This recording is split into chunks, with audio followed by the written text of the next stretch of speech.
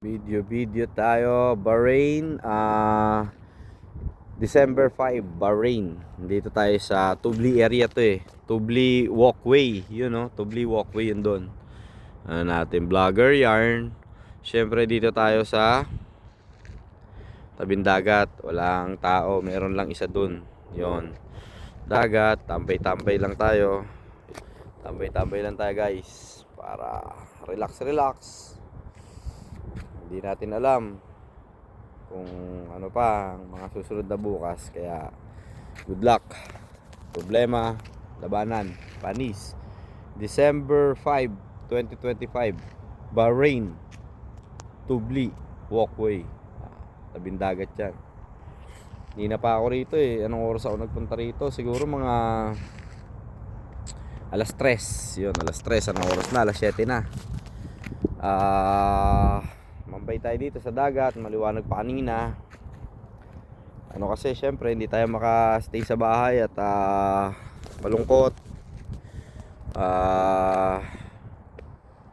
Ano lang, so labas tayo para kahit papano makapag-unwind, makapag-relax.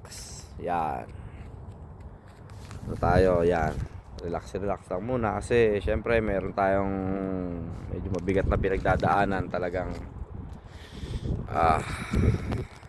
Doon na talaga tayo sa mga stage na darating talaga tayo na ganun talagang buhay. Kaya laban lang. Medyo may mga nangyari man na ganyan. May awan Diyos, diba? Yeah. Malamig na nga yun. Lamig na ang panahon. Lakad taas mamaya. Kain tayo ng Indian food. O diba? Nakaramdam tayo ng gutom ngayon. Kain tayo ng Indian food. So, panalo. Dagat.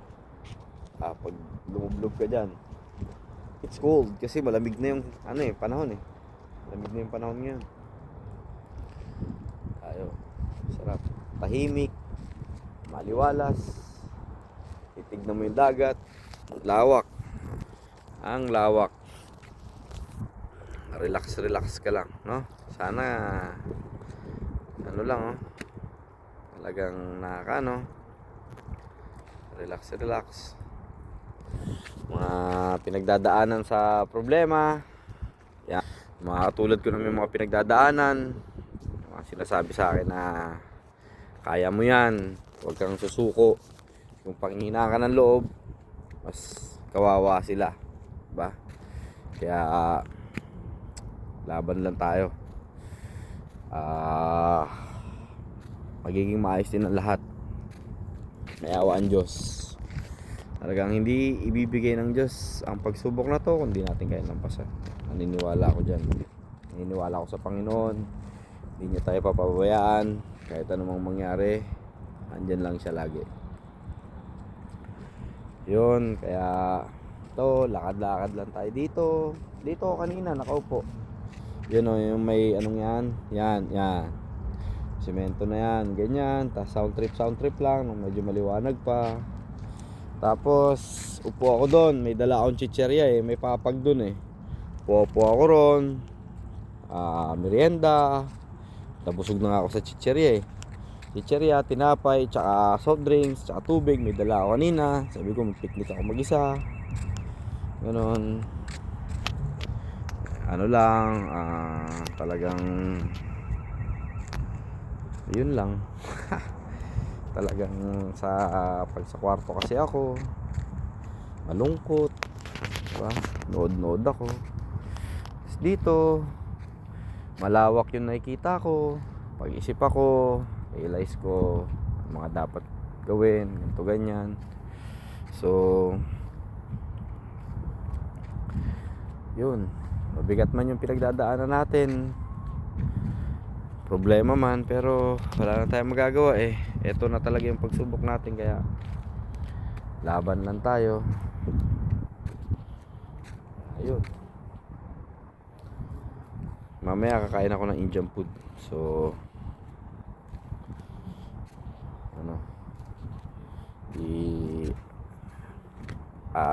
lagyan natin laman yung tiyan natin. Kasi kumain ako kanina, nung oras ako kumain kaninang mga 9 AM maga. Kunting kanin, kunting ulam, yun. Hindi kasi ako nakakaramdam ng gutom eh. Pinipilit ko lang kumain kasi syempre kailangan natin ng pagkain sa katawan, di ba? Pag sigurong stress ka, karamdam ka ng problema, siguro talagang yan ang nangyari. By the way, yun. Ayan, ngayon, actually ngayon hindi ako masyado gutom kaso favorite ko lang talaga yung Indian food yun. Chicken chuka, beef roast. Pero yung order ko kaya chicken chili. Sarap na sarap ako ron. Tapos yung porota, tapos sasawsaw mo. Ay, suwabe ba? Talagang mas gusto ko pa yung kaysa sa Filipino food. Pero syempre, pag nasa Pilipinas ka na, masasarap pa rin ang mga pagkain sa Pilipinas. Lalo yung mga sinigang na baboy. Natatandaan ko pa nun, sinigang na baboy. Sa Pampanga kami, doon sa tita ko. Grabe magluto yun. Putang ina. Talagang pang 5-star hotel. Kumain ako nun, oh. Isang kaldero, pero hindi man puno, ah. Yung kalahating kaldero, kalakasan ko pa kumain nun, eh. Naubos ko yun. Ilang takal. Siguro kung tatansyahin ko, siguro yung normal na takalan, yung maliit. Siguro 6 na takal. Mga ganon. Estimated ko. Na-impacho ko. Bigla na lang nag-iossi ako. Hindi ako makahinga. Nahihilo ko. Tatai ako. Kala lang nila nun, nagtatampo ko kasi parang may something na nangyari ron. Pakala lang nagtatampo ko, pero hindi nila alam. Hindi ako makahinga. Binigyan pa nga ako ng ng pinsang ko nun, pera. Akala niya, hindi alam. Impacho na ako, dami ko na kain eh. Sarap nun na nilagang baboy ba yun? Sinigang na baboy. Sarap. Tapos natatandaan ko pa nung bata pa kami, buhay pa yung lolo ko. Travel kami. Mayroon kung saan kami punta, nakalimutan ko na. Tapos duma kami sa karinderya. Siyempre stop over, kain. Tanda ako nung bata pa ako nung nakawalong extra rice ata ako. Lakas ko kumain. Suwabe ba? Diba? Ganun talaga. Nagsasalita na ako mag-isa. Delikado na yan. Sige na. Bye-bye.